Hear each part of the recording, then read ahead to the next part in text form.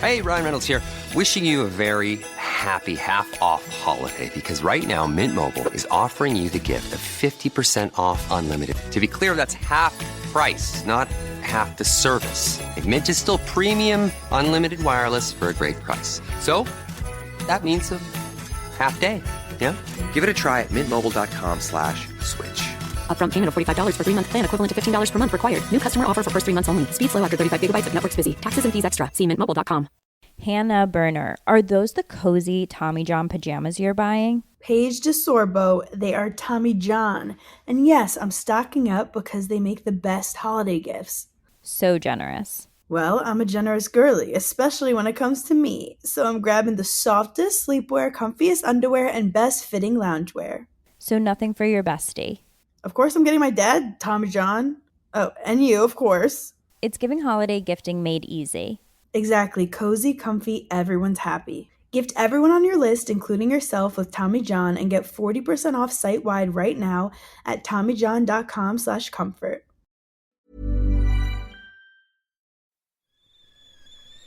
The kettle's boiled, Vic. Great. Perfect timing. Just a dash of milk for me, please, mate. Here you go. Shall we get started then?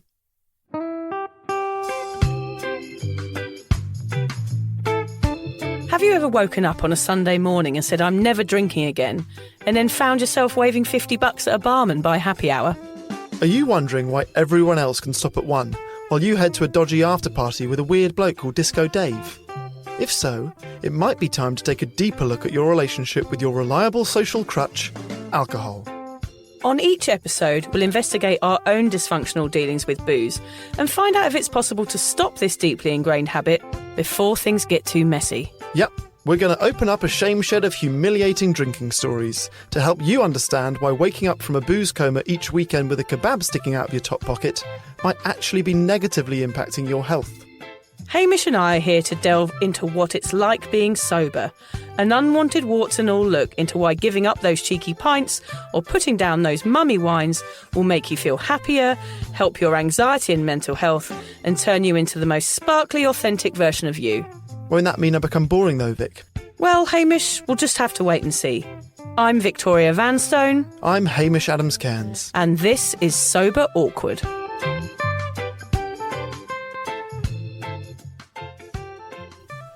Okay, so it was New Year's Eve. We were in Bristol, and this mate of mine comes up to me. We're in a nightclub, and he goes, Hame, I don't want to panic you, but I think I'm blind. So I look at him, I say, buddy, your eyes are shut. And he opened his eyes, and the look of relief on his face, I'll never forget it, the look of relief. He looked around the nightclub. Oh, yes, I'm not blind. And then just wandered off back into the mosh pit. How bizarre. It was magic. If I say the word uni, though, what's the first thing that comes to mind for you, Vic? Nothing. Nothing. No. I have very, very little memory of my time at university, Hamish. Nothing, really. The only thing I gained was a BA honours in being a total fuck-up.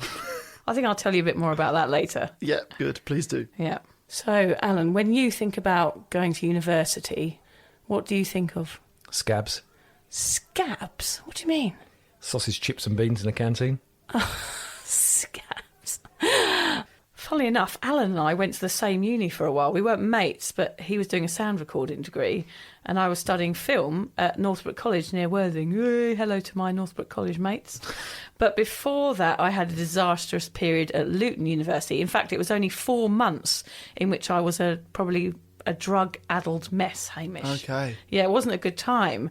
I just annoyed my flatmates. I was up all night. I had decks set up in the kitchen. I had a fog machine and a laser set up like in between the toaster and the kettle. What? Yeah, and they were all in bed studying, and I just used to think, oh, what boring fucks. And I'm just going to stay up all night having a rave in the kitchen with friends from home who used to like sleep in the hallway.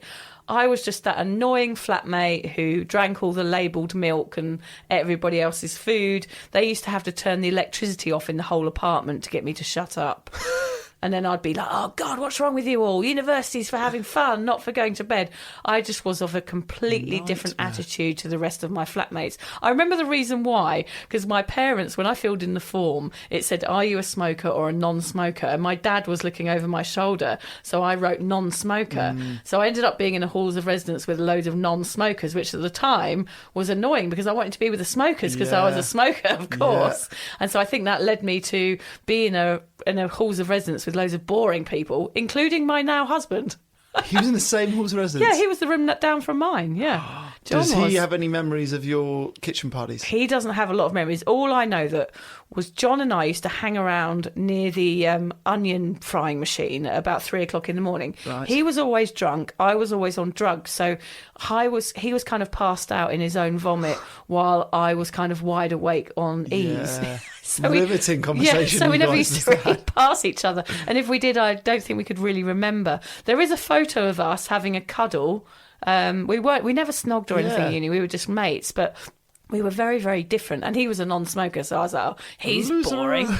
Yeah, so it's terrible. I was just an awful person at university. I was a nightmare. I never went to any lectures. I wasn't known for timekeeping, academia, dependability, or any of those things, Hamish. All I was good for was a well-skinned-up spliff and directions to the Exodus illegal raves. Nice. Yeah. That story reminded me of a mate of mine. It was his first day at uni. He was in halls of residence as well. So the halls had a communal kitchen. And he went into the kitchen first day, I need to make new friends. And there was a guy there cooking on the frying pan. Hello, mate. Oh, hi. He goes, what are you cooking? And the guy just goes, ketamine. Oh. Funny you say that, actually. All our knives, I remember, used to have like a burnt edge on them because we used to do this thing called hot knives, which was when you like heated up hashish on a knife and inhaled the smoke from it. Don't do that, like anybody listening. I was mental and I had mental health issues because of my behaviour at university. We are never ever saying any of these things are good. We are saying these are our experiences that have led us to have to be sober, which of course is brilliant, but they are not good things to be doing, not especially at uni. In to a sobriety podcast to hear ways to smoke hashish off a knife. Yeah. Although I do have some good ways if anyone wants to write to me. There's another podcast. We'll do a separate podcast. So yeah, I want my plan for this episode was that we will record it in bed, in our pyjamas, like surrounded by cold pizza. That was basically how I spent 90% of my uni. With Countdown? Did you watch Countdown at uni? No. Yeah, I used to lie in bed watching Countdown. That was my favourite. So yeah, we couldn't reinvent that. We are in a bedroom, but it is a children's bedroom. Yeah. So yeah, I guess we're halfway there. Halfway there, yeah. I suppose, Hamish, what was meant to be the best years of our lives, for me anyway, it was mostly spent getting off my nut and doing really very little. Yeah, sounds about right. The best thing about this podcast is... getting to hang out with me. No. Time away from the kids? Sort of. Honing your pun writing skills. Definitely, but also the amazing messages and emails we receive from you lot. Without trying to be false modest, it does actually blow our minds that the two of us chatting rubbish in a child's bedroom can reach so many lives. We put a lot of time and effort into making this a fun and supportive podcast, and it means the world to us when it reaches the ears of people that need help. One such email that we received recently inspired me to write today's episode. This email came from a British man in his 20s who comes from Newcastle, which is where I was at uni. Without wanting to indulge too much about what he said, it gave me hope that the younger generation are strong enough to give up alcohol in the face of adversity. Neither of us even knew that it was possible when we were that age to give up drinking. Although we have touched upon stupid things we got up to at uni and talked a little bit about sports initiations during these years, we have not, until today, focused an episode entirely on university.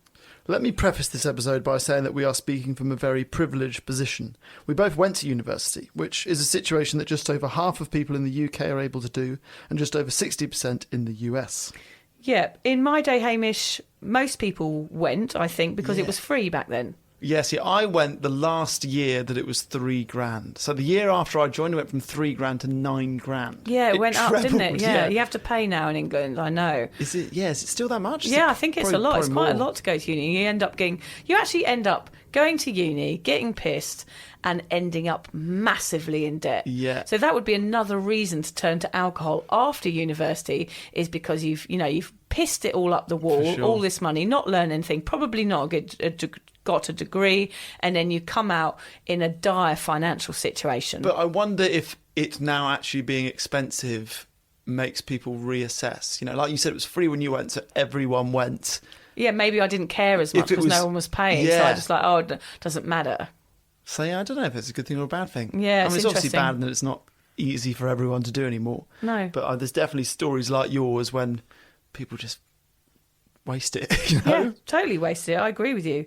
The reason that this is such an important phase of life to focus on with regards to drinking is that whereas the school years are when we are first introduced to booze and might even start establishing some drinking habits, university is when these habits can turn into a problem. Are you ready for some college drinking stats in America, Hamish? You know how to get me going. Yeah, roughly 20% of college students meet the criteria for having an alcohol use disorder. 20%. 20%. Close to 60% of college students between the ages of 18 and 22 admit to drinking in the past month. Of those, nearly 2 in every 3 engaged in binge drinking. A little less than 2,000 college students ranging from 18 to 24 years old die from unintentional alcohol-related injuries each year. There were 2 people at uni when I was there and in Brighton that died from alcohol-related issues, acquaintances of mine that I knew. One guy fell off a wall after a night out and hit his head and died, and another girl I know fell down some stairs and passed away. So there you go. There's just 2 people that I know, and I think if alcohol hadn't been in play in those situations, that wouldn't have happened. These people would have gone on and led amazing lives. It's the impact of alcohol at this age is massive, and also, I think we should say here how it affects people's behaviour in some of these colleges and some of these universities in the world is that people put themselves at risk and people take advantage of that, which is a huge issue when alcohol is in play as well. Yeah. So let's begin by looking at why we drink so much at university before sharing a few stories of our own. So Vic, why did you drink to excess at uni? I think there was a lot of pressure on me at that time. And at 18, there's a lot of choices to be made, Hamish, isn't there? Yep. I didn't know what I wanted out of life, so therefore it was easier to drink away the choices rather than deal with them. I'm sure my parents would have wanted me to go to university and go, right, I was doing a degree in marketing. I'd got through clearing, which means I'd failed all my A-levels and I just wanted to leave home. So I was just desperate to get out of the home because I hated my parents at that stage. We just weren't getting on. So that was the point that I chose to leave, not because I wanted to educate myself, but because I wanted to leave home. And there within lies the problem, doesn't it? Because I wasn't doing it to get a better education or to get a career. I was doing it just because I wanted to live somewhere else. So that was my first issue. Also, the societal pressures, my need to make friends, be fun, enjoy the best years of my life, as it were. It just was an easy way to cover up any insecurities that I had and just be that fun person. Yeah. There was no thought about education for me. I think for me, a lot of it comes down to boredom, right? I mean, I literally chose modules. I did English literature and I chose modules that had the least lectures. Yeah. So I probably did 80 to 85% of my entire degree lying in bed, either reading the book or writing the essay, which was insane. And because of that lack of workload and the fact that university halls are bloody grim and actually university homes are equally awful. Yeah. So it's much nicer being out at a bar or a nightclub than having a night in. True. So to give you an idea, my bedroom in my last year at uni was the downstairs one. It was underneath the bathroom. For the entire year, if anyone had a shower in one of the 2 showers in our house, we had 6 guys living in it, water would run down my wall and into the radiator. Yeah. I called like our handyman, the landlady, every week, and nothing ever happened. I just had a shower on the inside of my bedroom every day for a year. Isn't it funny how in those days, and that's not long ago for you really, No, what is that, not that even was 15 years ago? Yeah, no. Isn't that weird? Like we were just accepting that if you're a student, you live in a shithole. Yeah. And it could be mould growing on the ceiling, rat droppings everywhere. Here it would be cockroaches. I remember some of the dives I lived in when I was a backpacker here.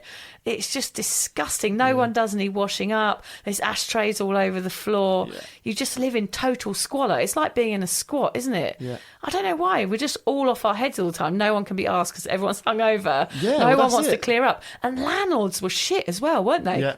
It was like The Young Ones, wasn't it? All over again. You're probably too old. You're No, probably I too don't know young The for The Young Young Ones. Ones. Okay, yeah. People listening will know what The Young Ones is. It's like an 80s show about with Adrian Edmondson about being a student in London, and it was just them just living in this horrible house and horrible people and just them doing nothing all day every day, which is basically what we did. Well, like, I remember thinking, like, what's the point clearing up? We're only like 2 days away all the time from another house party ours. Yeah, So that's true. What's the point? And you always had that one flatmate who was the tidy one, who'd just sort of be up early in the morning, sort of huffing and puffing in the kitchen, cleaning up after you, and you'd just be looking at them going, God, stop doing that. It's just going to be messy again in an hour. That was me. That was me. I can remember like coming down to go to a lecture in the morning quite often, and the night before party's still going on. I'd come into the living room and be like, fuck off, mate. You look fresh-faced. Yeah. It's 7 a.m. We're still partying. I'd be like offering everyone a cup of tea and a coffee, like, piss off. Get out. You're making us feel bad about our lives. No game Hame at his best. Yeah. Dear, oh dear. And for me, it was my first taste of freedom. Like, I hadn't been getting on with my parents at that stage. I remember I'd driven my Morris Minor to university, and it was like, I remember driving towards, up the M4, up the, what is it? It's the M1, isn't it, that goes up to Luton, I think. And just thinking, this is it, I'm free, I'm moving out of home. And that feeling was amazing. And all I wanted to do with it was to carry on forever. Because there were no rules anymore. And for me, that was the best rebellion ever. And of course, it meant I could drink whenever I wanted to. Yeah. I also think we're in this wasteful mindset because the money that we're spending often is borrowed or lent. Right? Either you're borrowing from university or a bank or a parent, and because you haven't earned it, you're in a wasteful frame of mind. Yeah. The only way that I can conceptualise this is if you walk past 20 quid on the floor. Yeah. You pick it up, you're like, let's spend it.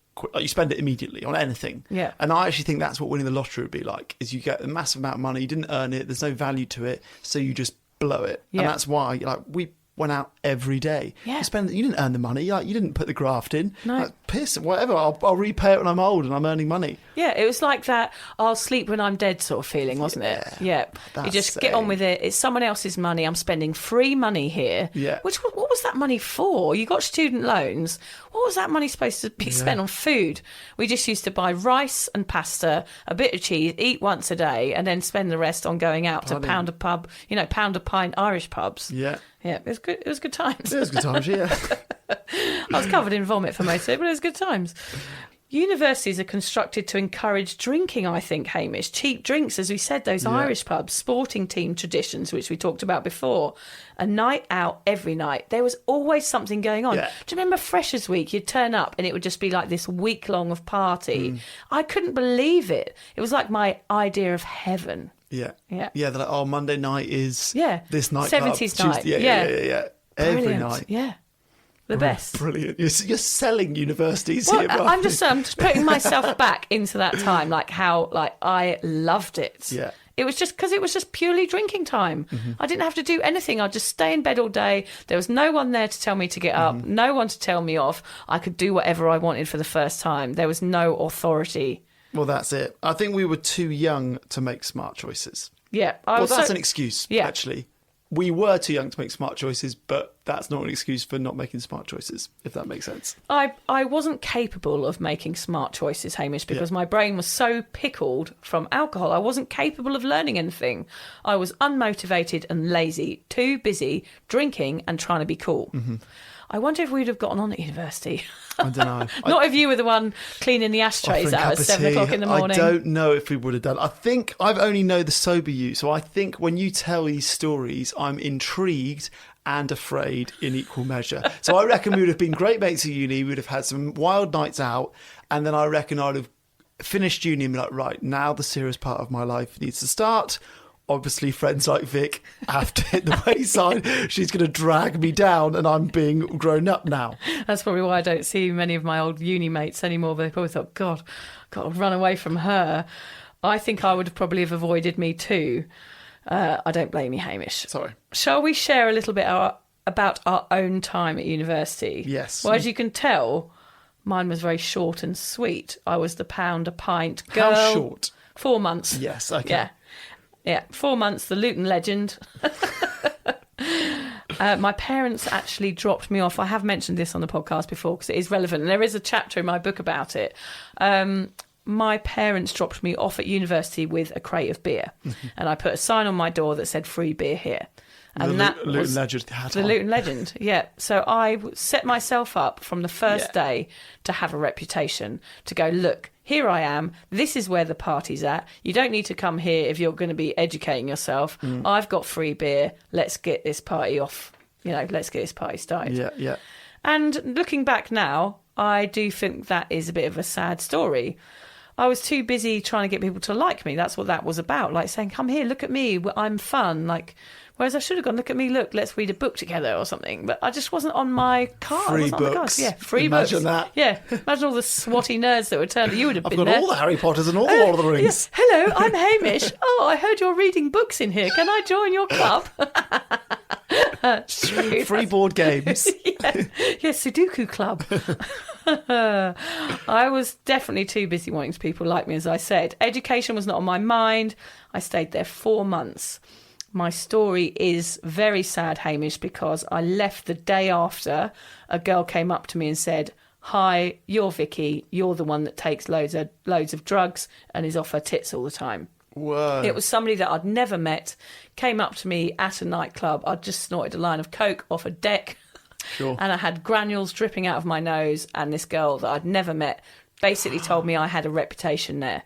And I didn't know. I thought everyone just thought I was funny and cool. I never had someone pulled me up on my partying until that point. That was the first time in my life somebody said, what you're doing is not okay, in some sort of subliminal way. And it shook me to the core, so much so that I went home and I packed my bags and I left the next day. Wow. But actually what I did do is pack my problems into the car and drive them down the M4 and carry on partying in a different location. So when you left uni, you still lived out of home? You just moved somewhere else? I moved home. I had massive arguments with my parents, yeah. and then I ran away to Brighton. Yeah. Which is where my behaviour actually became worse. Because I didn't have any help. I didn't know what I was doing was wrong. I could see that somebody else thought it was wrong, but of course I didn't know how to stop. Yeah. I needed some sort of intervention because I was really spiralling out of control at that time in my life. And there wasn't anyone. I ran away from the person that told me I had a problem. Yeah. Because I couldn't face it at that stage. So I ended up in Brighton, which I loved. My drug taking spiraled out of control. I was taking drugs every weekend and my drinking got worse. I was working in pubs down there. Eventually I went back to uni. I studied a script writing course where Alan went, and a film course. But I was indulging too hard at that time. I was going to see Fatboy Slim. I got arrested. My panic set in. And my body started to rebel against what I was doing, which eventually led to me moving home. Did you finish uni the second time? I did. I got an HND in film and script writing. So I guess in that in-between stage when your drinking went up, you're probably labelling yourself as like, I couldn't even finish uni, which is a piss up. Yeah. And then that would... that kind of negative self-talk probably escalates drinks and drugs, right? Yeah, and also felt like I was letting everybody down all the time. Like coming home and saying to my parents, right, I've left university, even though it's been this huge thing. Off she goes, drop her off. We're very proud. And then I had to drive home and say, it's not for me. And then the behaviour got worse and I ended up leaving home, not talking to my parents for probably more than a year or two. And then getting worse because of the guilt I felt over that and not knowing that what I was doing was wrong.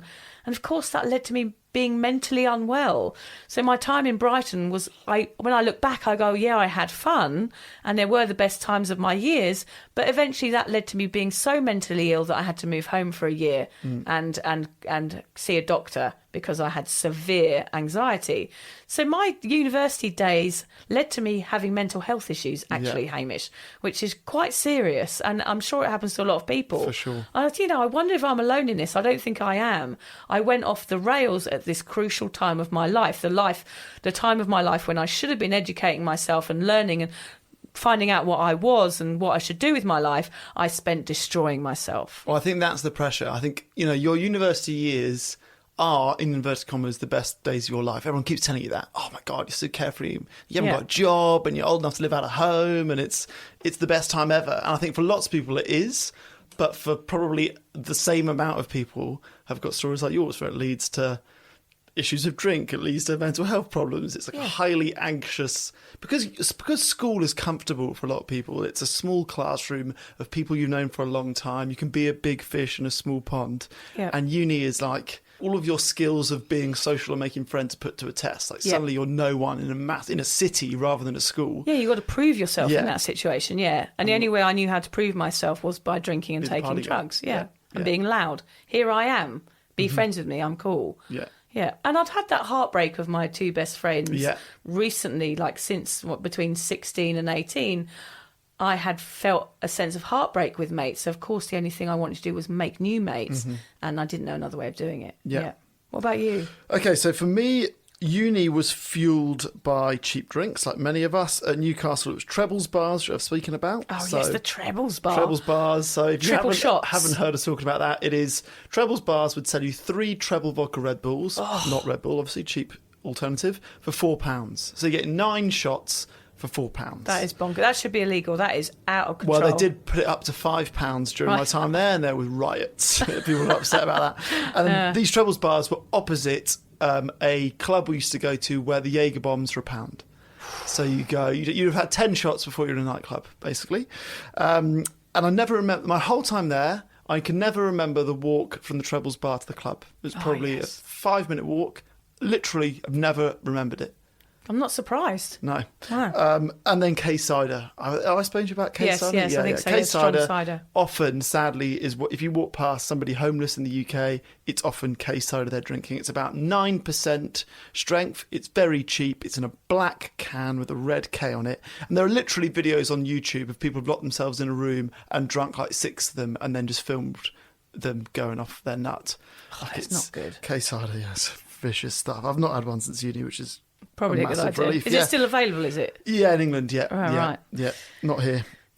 And so, that was like the fuel. So that was what I was drinking. And then add that to boredom, okay? So uni, there's not a lot to do. I played a lot of FIFA. You watched a lot of Countdown. I remember a couple of examples of this. We were so bored. We were like, we should go to Edinburgh. Like, mate, people go to uni in Edinburgh. It's probably a cool town. We drove to Edinburgh. Talk about making no plans. We drove to Edinburgh, which is from Newcastle, I don't know, 3, 4, 5 hours, I'm not sure. Then we got there and we're like, we've got nowhere to stay. So we looked at a hostel. The hostel was too expensive. Let's drive back to Newcastle. God, I don't think we even got out of the car.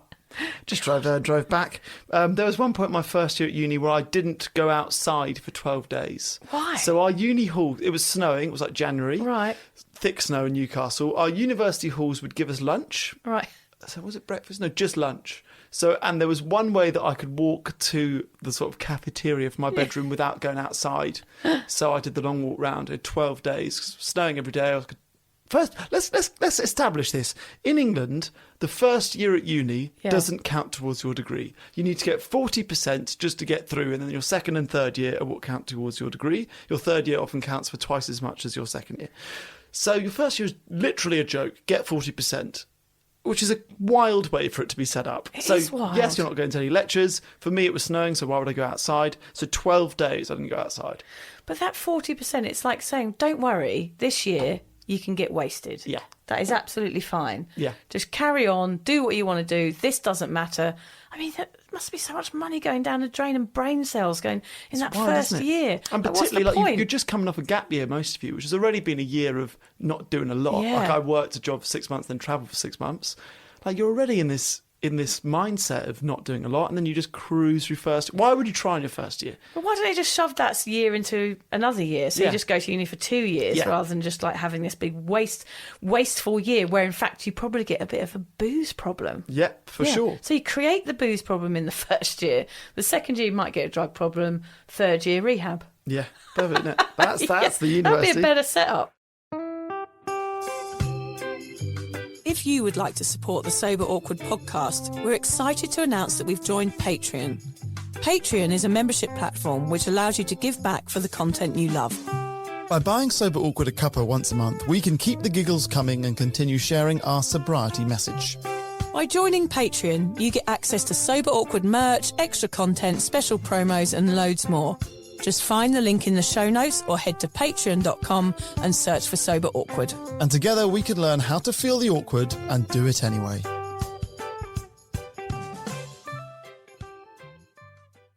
talking about that trip to Edinburgh, like I spent a lot of my university years travelling around to other mates at other unis. You sort of partied in your town, you want to go to the other ones. So most of my mates went to Durham, Bristol, Manchester, Leeds and Dublin. So I spent, basically 3 years travelling around these 5 cities. I couldn't tell you a single thing about any of those cities. We literally used to go, get drunk, come back. Like there was a trip we went to Manchester. So my mate, it was his birthday and his favourite DJ was Ricardo Villalobos, and he was playing at this warehouse. And it was like, we've got to go. It's his birthday. Ricardo's playing. We got to the nightclub early, and then he got caught trying to sneak a mate of his into the club through the smoking area. He got kicked out. We all left as well as like a sign of solidarity on his birthday. Didn't even see Ricardo Villalobos. Got home, partied at home. He was like depressed because he missed it. Went to sleep. Woke up the next morning. This happened to me in Manchester a few times. I've woken up in the morning, looked around and been like, we need to go. We're meant to stay here 2 nights. After one night, I'm like, it's grey. Much, We're in a horrible university house. Oh, with a Always hangover. was raining, with a hangover. Oh. So we need to get back to Newcastle. Awful. That happened a lot. And in Dublin was bad. Dublin, we had 4 mates who all lived in the same house, who had birthdays in the same week as Paddy's Day. Messy. So we went every year. We went for 4 birthdays and Paddy's Day in a week. And and they were still at uni. Like their uni didn't break up till the week after Paddy's Day, which is insane. And ours was earlier. So like 30 of us would go to Dublin. How did you survive that? I remember those ones where it was someone's birthday, then a big night out, and then somebody else's birthday. It was almost like a wedding, It's like you have to force yourself into drinking the next day, even though every bone in your body is saying, please don't pour alcohol on me. Yeah. You still hair of the dog in the morning, at the pub or over your fry up. It's just like, right, we've got to get back on this now. That feeling, I just knew it was wrong to drink when I was that hungover, but I thought at that age there was no other option. Of course there was. Yeah, but you think we're all in this together. Like this is how we bond. That's what you're thinking. Yeah. When we get drunk, this is how we bond. When we're hungover, like we'll bond over the fact we all feel bad. Like you just put like the collective bonding is more important than like what's this doing to my health. Yeah, it's so true. And then like on those trips as well, there's one injury story I need to tell. So we had a mate of ours visiting from Leeds, and I can remember at the place he did £1 Jaeger bombs, and he took a step back. He's a big boy, he's a rugby playing boy, and he took a step back, got hit by a taxi in front of us. Oh no! He flipped over the hit the windscreen over the top, landed on the other end, and actually weirdly because he was drunk and completely loose. Oh yeah, totally bounce. Totally fine, yeah. Yeah, No gosh. problem. Got hit Some by a car on a night out. Yeah, carried on. Lucy, don't remember end Lucy the got night. hit by a car and landed on... Yeah, Lucy got hit by a car when she was drinking one night and she got hit and then landed like a cat on all fours, got up and walked away and told the driver to fuck off. Yeah. She's got a funny story about that. It's crazy the things we did at uni. I mean... Funnily enough, you mentioned Manchester. I had a night out in Manchester. It was supposed to be a night out with my mate, Nikki Scott. Hi, Nikki. We went to Canal Street, which is this big area of Manchester where there's all that kind of really good gay nightclubs and stuff. And I remember the night starting, and then I remember it was 3 days later. Yeah. I don't remember anything in between. I just remember being in all these clubs, having a good time, sort of like flashcards of a night out, that's it. Yeah. And I just remember thinking, wow, that was a good night out. And then Nikki saying that we've been out for 3 days. Oh my God. And that was my night out in Canal Street, one night. Yeah. 3 nights. God, isn't that bonkers? Yeah. What was I doing? Really, seriously, Hamish, what was I doing? Yeah. Can you imagine? God, how did I survive that? The stories that we've missed out on. Yeah. Imagine the stories from that night we could have included I in the think podcast. amyl if you nitrate remembered was it. involved. Do you know amyl nitrate? No, tell me. It's that thing that you sniffed in a bottle that made your... Oh, poppers. Yeah, poppers, yeah. Yeah. That has got to be so bad for you, that stuff. Yeah, What even yeah, is that? yeah. Oh, anyway. We mentioned at the start of the episode that we were inspired by one of the emails we received, an email from someone in their 20s who decided to give up alcohol. Even the idea of this was alien to us growing up, despite the warning signs, the injuries, the hangovers, the lack of memories, and the run-ins with the police. Neither of us even thought of giving up. The question is why? Well, it's easy to make up excuses for ourselves, but the truth is we didn't see anyone else doing it, so we had nobody to model off. Now, I know that's a cop-out, but I think there's an element of truth to it. There so is. If everyone's doing something, why would you look outside of that? Yeah. There's no need to, is there? I had a lack of a better idea of how to fill the time. I wasn't creative because my mind was stunted by alcohol, which I realise now in sobriety. I stunted all my creativity. So I had no idea of how to fill the time. What else was I going to do? When I wasn't watching Countdown, I was drinking. Yeah. I was recovering. And trying hard is what the nerds did. Yeah, trying hard was the losers. Yeah. Yeah. The losers were my goal people. I realise that now. Right. I yeah. wanted to be them. Yeah. So therefore I knew I couldn't. So therefore I shunned them like a horrible bully. Yeah. Well, that happens a lot, right? When you speak to people about being sober, people often react badly because they maybe want to be sober and you're doing the thing that they want. Yeah, because they feel they can't do it. Yeah. So therefore you shun the thing that you think you can't do. We were not mature enough to realise that we were lucky to be at uni and should be focusing our time and energy on getting the best possible grades. In short, we were spoilt little brats. Now, I feel this a lot about uni. Yeah. Like I remember, like I said, when I went, there were fees and my dad paid the fees. Right, so that would ensue some guilt. Guilt, for sure. I was like, what a prick. Like, I cruised uni. I got more than 40% in the first year, but not a lot more. And then the way it's set up in England is you get a first, which is 70% plus, a 2-1 is 60% plus, and the mindset is a 2-1 is good enough. Get 2-1 and get a job. Yeah. And I can remember, like doing the maths and being like, right, I need to get not that much to get 2-1. I did well in my second year. If I do well in my dissertation, then I can cruise the rest and get 2-1. That was my mindset on something that I wasn't paying for. Like, so spoiled. Yeah, I have shame about that for sure. Yeah. Not trying my hardest. There was another guy at uni with us who wasn't crazy smart, but he tried seriously hard and he got first. And I'm thinking, I could have got first. But that's not the mindset, Not the mindset. It's not 2-1 the is mindset. enough. The first year's a joke. Just do what everyone else is doing. It's just about winging it for me. Like if drink's involved and drugs and you're a people pleaser, those three things are going to mean you're trying to wing your time through education because you're distracted by the party and you want to be doing something else. So you've got to get the work done to be able to go out. I remember my mate Vic. Hello, Vic. I'm mentioning all my mates that I owe apologies to. She wrote my dissertation for me. Really? Yeah. I had to do at film college. I had to do a dissertation. I think I did it on the film Scarface, and she wrote this amazing dissertation for me and gave it to me. Yeah, What? Yeah. Thank you, Vic, for doing that for me. No, she just did it for me. I was struggling. She was like, "Oh, I'll help you." She wrote the whole thing on one of those. Do you remember those typewriters? Do you remember those electric typewriters you had to use? Yeah. We didn't have computers when I was at university. I had electric typewriters that you put paper in the back of. Who is this lady? Yeah, Vic. She lives in Perth. She's my mate. You're still Lives in friends? Margaret River. Yeah. She bought like a lifetime of friendship doing a dissertation. Yes, she sure did. Good on her. Drugs and alcohol were the fuel of building friendships and relationships when I was at university. In short, they were considered what the cool kids did. Would we be liked if we were sober at uni, Hamish? I'm not so sure. I know. Well, I've got a story to tell here, which I went for a walk with a friend in Sydney last week, and he said to me he's not sure if he's going to give up alcohol forever or not, but either way, he's got no regrets about his drinking years based on the friendships he made and the memories he created. And I sort of, he obviously isn't a problem drinker, so I guess I can understand that mindset. And actually the fact that mindset, I'm sure thousands of people would agree with, sort of shows up how broken the system is. Yeah, it is. And that's the problem with uni. Why I uni. said that. You've summed it up right there, Hamish. Alcohol is normalised at university, as it is in various workplaces and various countries and various activities. It is normalised. So therefore, if something is normalised in your environment, it makes it okay. And at university, it made it okay. Whereas really, your friend would have experienced a much, much better time at university if he'd been sober. I can assure you 100% that would have been the case, like I would have done.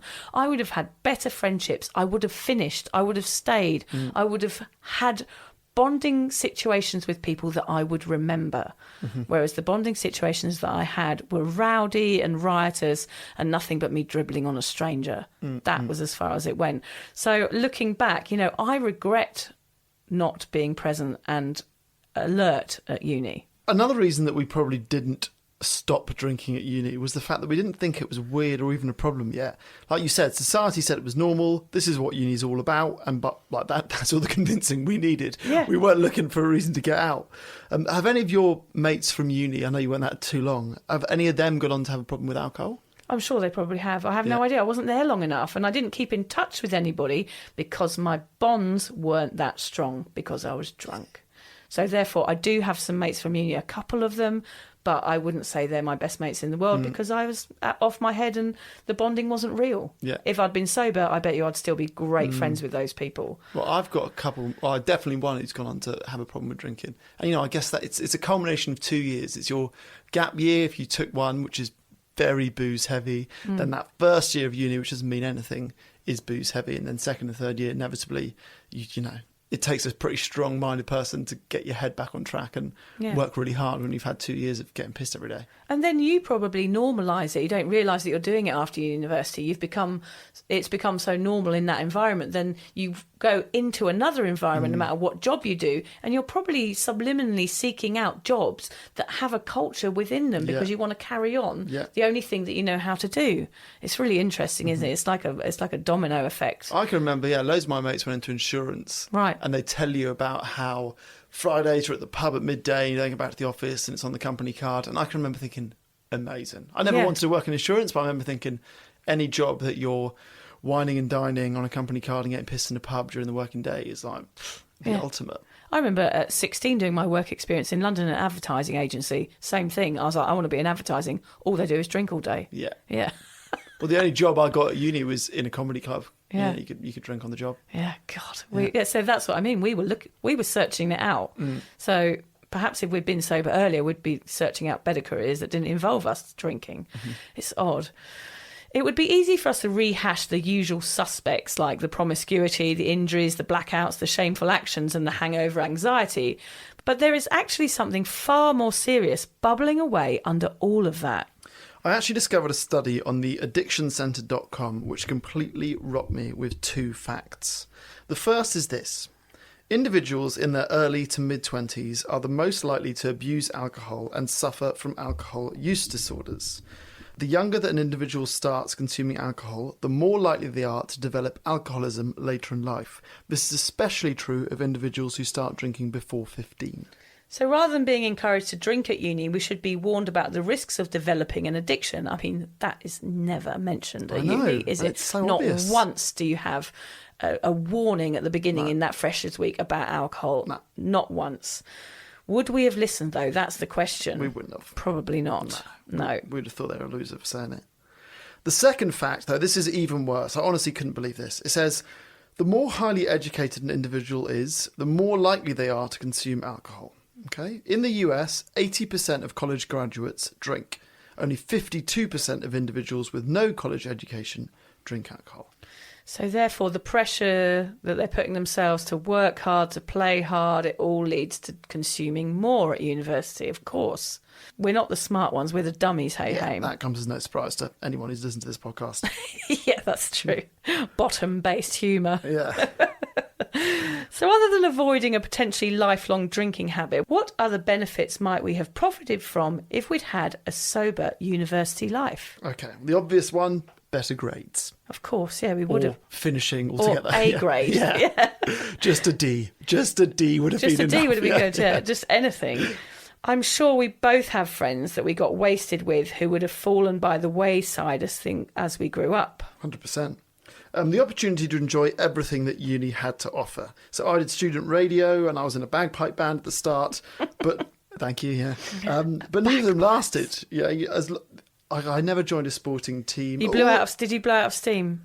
Did you run out of steam? Good. Oh God, there's a bagpipe joke in there, but I can't quite get it. But yeah, I think in my first year, I remember doing all those things and looking at the activities you can sign up to and the sports you can sign up to. And by the second and third year, that's too much effort. Yeah, I remember John saying the same thing. He was in all the sports team, the rugby team the first year. And then afterwards, he never used to show up because he was always hungover. And then it's like, well, why would I bother? So you actually stop doing the things that you've gone there to do. It's wild, isn't it? Yeah. But yeah, for me, I did student radio and you sign up and that day they say, right, you do Monday on 6 p.m. and you're on air. It then took me like 11 years to get back on air. God. And then and sport. That was your passion. That was my passion. And then sport... now trying to organise 22 mates to meet up on a weekend and play any kind of sport, it doesn't happen. I don't know. We live near a tennis court here. I don't know anyone who plays tennis. No. You can't I play tennis. Yeah, no, I don't want to play with you. I like tennis. No, we're going to have a frisbee match soon, actually. Oh, yeah, frisbee. Yeah, we'll do that. We'll stick to that. Yeah. we might have actually remembered the best time of our lives. Yeah. Both of us, very hazy memories. Very hazy days. For you, 4 months. For me, 3 years. Yeah. We would have set the example to anyone else questioning their alcohol consumption. Yes, imagine seeing someone that's sober at uni when you were considering it. That would have been extremely helpful and very rare. Well, that's what this dude that emailed us is probably. He is doing that. Yeah. What a star. We would have built up immense self-confidence from a very young age. Saying no when everyone around us is saying yes would have been absolutely incredible. Still putting yourself out there, clubbing and socialising, but doing it all sober would have been massive back then. Huge respect from your peers for doing this. I mean, imagine...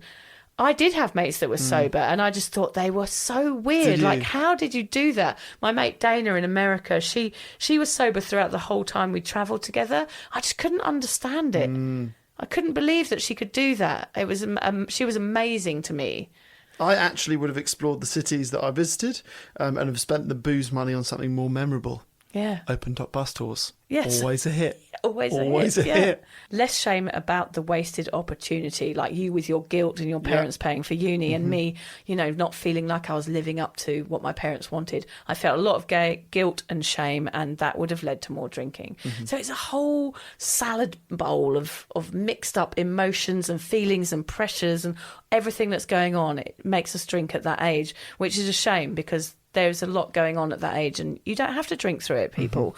Like, you can do this sober. It's really important to say that. It will be a much better experience. It's pretty wild that, those are the years where you're meant to, what is university for? I think university is for growing up. People think 18, you're too young to enter the real world. So growing up, it's for finding out what you want to do with your life. And it's like getting the grades to take that step into finding your first job. And actually, they're the years where we get pissed more than the other year.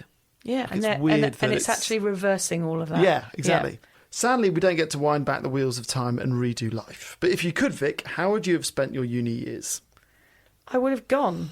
Sure. Yeah, actually attended. Yeah. Yeah. I'm gutted that I didn't know better and missed the opportunity to educate myself and turn up for lectures and be present with my friends and all of those things we've discussed.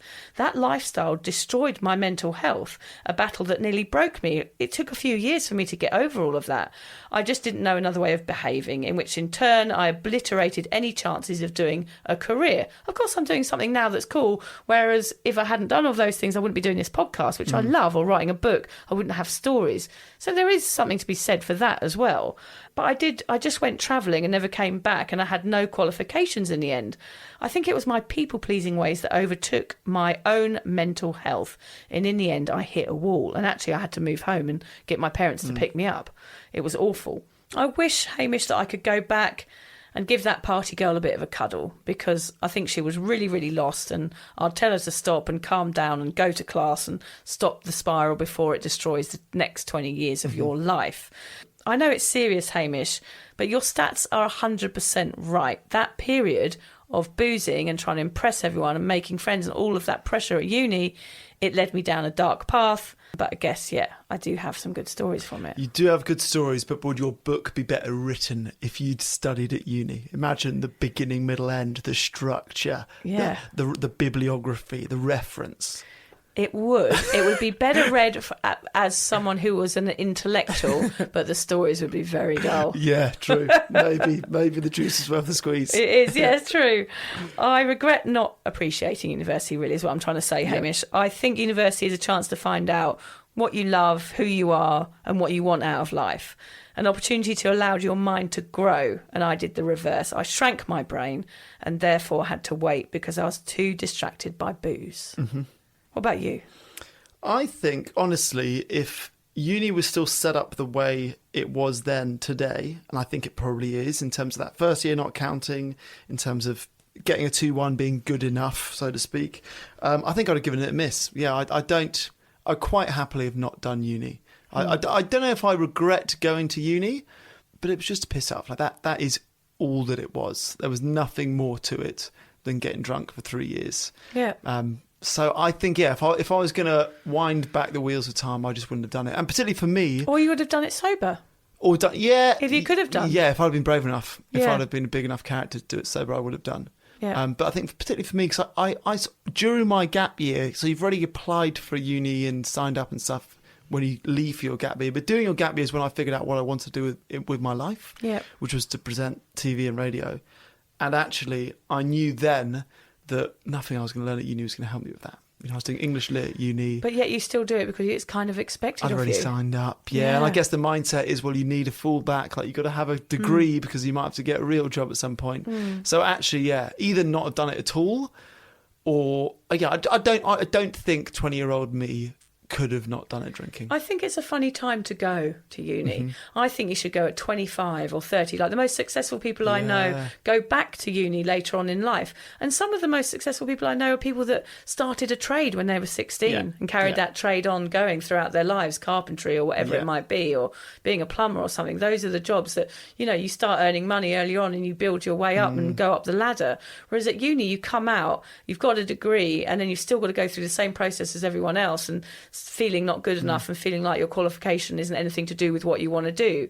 So what we're saying here, is go to uni. It's a great opportunity, but do it, try and do it well. Yeah. Don't miss out on it. And if you want to educate yourself in something, do it sober, because you're not going to remember it otherwise. Otherwise, it's going to be a total waste of time and money. Yeah. And you're going to end up in loads of debt and feeling like shit and guilty because you didn't fulfill the thing that you wanted to do. It's easy for us to say that now. Yeah, it's too late. It's too late for us. Too late, and we wouldn't listen to us. I mean, I might go back to university one day and study something. I would love to actually study creative writing, like you just said, and make sure all my commas are in the right place rather than having an editor do it, Like, I would love to go back and expand my mind a bit more without taking hallucinogenic drugs. Sure. Well, it'd be actually interesting to talk to that guy that sent that email once he's finished uni and be like, what was it like sober? Yeah. Because his experiences would be so different to ours. I bet you he'd say he enjoyed it. Yeah. I bet you. Imagine the time he had on his hands. Yeah. You have to email us. He knows who he is. He knows that email. The one that made me cry at the airport. Yeah. I did respond to him and say, I'm at the airport and I'm crying. Your email was so lovely. It was so moving. Yeah. So if you're at uni and you find yourself taking the first step down a dangerous drinking path, feel free to reach out. Find some professional help, find our community on Cuppa, and send us an email at vicandhamish@soberawkward.com. If you've given up or are even thinking about it, you are already a far stronger person than either of us were at that age. So share your story and inspire others too. I think we end with a quote. I think the fact that this is a Robert Downey Jr. quote maybe shows that we didn't really listen. It should be like Nietzsche or like Descartes or Van Gogh.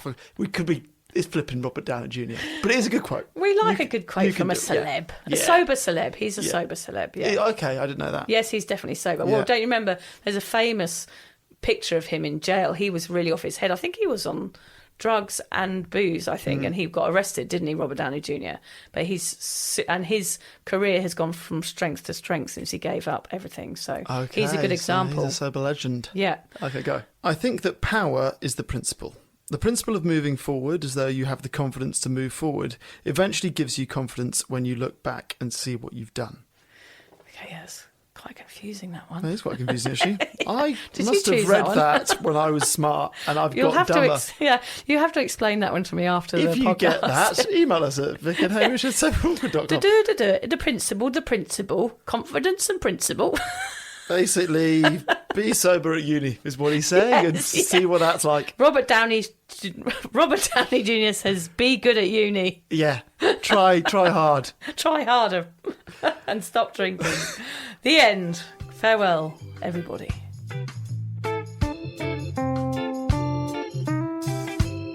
If you're questioning your relationship with booze, you're struggling to moderate, or your hangovers are causing anxiety, it might be time to reach out for some support. Yeah, just talk to a mate about how you're feeling, contact a local doctor, find an AA or sobriety group. Vic's got one. Yeah, just head to www.cuppa.community. Remember, if you're questioning yourself, it might be time to seek support. Even though this journey can be awkward, it is definitely worth it. And if you've enjoyed the Sober Awkward podcast, don't forget to review it, rate it, and share it with your mates. They have to share it with their mates? Yeah, of course they do. I'm not doing this for nothing, Hamish. Bloody hell. How do they share it? I don't know, just write it on the...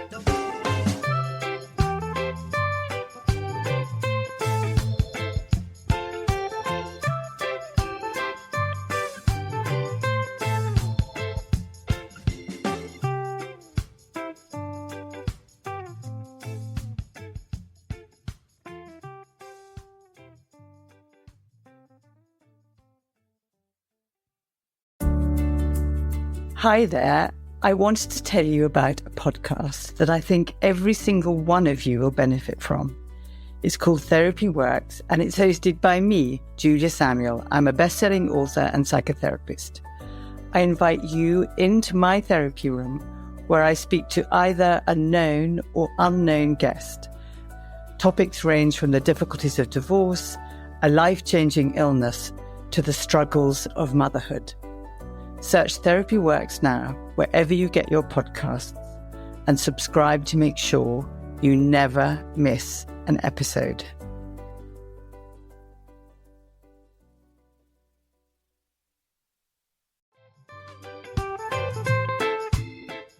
Vic, so do you fancy coming on a sober holiday? Don't worry, we're not talking about some corporate wellness retreat with cucumber water and enforced eye contact.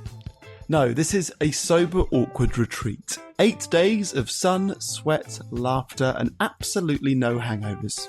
Yep, it's all happening in Thailand next October. Picture this: yoga at sunrise, writing workshops, ice baths, Thai boxing, and lots of awkward sober dancing under the stars. It's a proper holiday with proper weirdos, our kind of people. Yeah. You'll meet legends who've also given the booze a boot and want to have fun without feeling like a social reject. Come solo or grab a mate. Bring your awkward, bring your sun cream. No pressure, no judgment, just a big, warm, sober hug in paradise. All the info is at soberawkward.com/retreats. Come and get sweaty with us, emotionally and physically, in our all-inclusive jungle resort.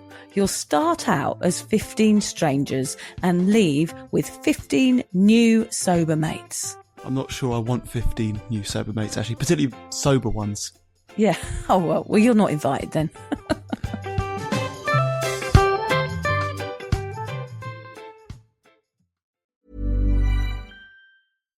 Hannah Burner, are those the cozy Tommy John pajamas you're buying? Paige DeSorbo, they are Tommy John. And yes, I'm stocking up because they make the best holiday gifts. So generous. Well, I'm a generous girly, especially when it comes to me. So I'm grabbing the softest sleepwear, comfiest underwear, and best fitting loungewear. So nothing for your bestie. Of course, I'm getting my dad, Tommy John. Oh, and you, of course. It's giving holiday gifting made easy. Exactly. Cozy, comfy, everyone's happy. Gift everyone on your list, including yourself, with Tommy John and get 40% off site-wide right now at TommyJohn.com/comfort. Our HBCUs have a legacy that's straight up golden. And McDonald's is proud to help keep it that way. Since 2021, the Golden Arches has connected with the Thurgood Marshall College Fund to provide $1 million in scholarships for students headed to our HBCUs. That kind of cash helps keep bright minds on the yard, dreams within reach, and the future golden. Learn more about McDonald's Black and Positively Golden scholarships at mcdblackscholars.com.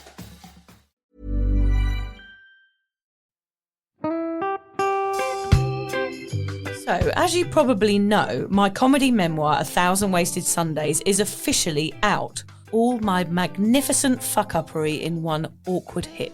If you'd like to get your hands on a copy, it's now available from all good bookstores. We always say all good bookstores, don't we? Yeah. Are there bad bookstores? No, it's probably ones with moody sellers. Oh yeah, really depressed librarian folk. Yes, Okay, yeah, good. yeah. So there are probably some, but we're only storing it in the good ones. It's only made it into the goodies. You can also get it from all good online retailers. The print version and ebook are out now, and the audiobook will be available in March. I've been writing my memoir for 5 years. It will make you laugh, cry and cringe, and hopefully inspire a few people to reconsider their relationship with booze. If you love the podcast, then I think you'll love the book, even if I do say so myself. Hamish has read it. What did you think? I feel like I know a little bit too much about you now, to be honest, Vic. Look, I really loved it. It was hilarious and surprisingly moving, but I feel like I've seen you naked in a literary sense. Yeah. Does that make sense? Yeah, that's worrying. Yeah. From an emotional point of view, seriously, it wobbled my teeny weeny wooden heart, Vic. Okay. My teeny little wooden heart. Well, his wooden heart is broken. Anyway, so if you do manage to get your filthy mitts on a copy, please do me a favour and head to goodreads.com and give me a review. Doing that will help me get it out there to those that need a bit of sober support. So there you have it. My story, unwanted warts and all. Come and get awkward with me. Not to be too demanding or anything, but seriously, go and buy it now. Go and buy it. Go and buy it right now. Yeah, don't just tell your friends, buy it, and then buy your friends one or two. Yeah, don't give them a copy, buy it. Yeah. And you know what? Don't be careful where you store it. If you lose it, you can always buy another 5. Buy another one. Yeah.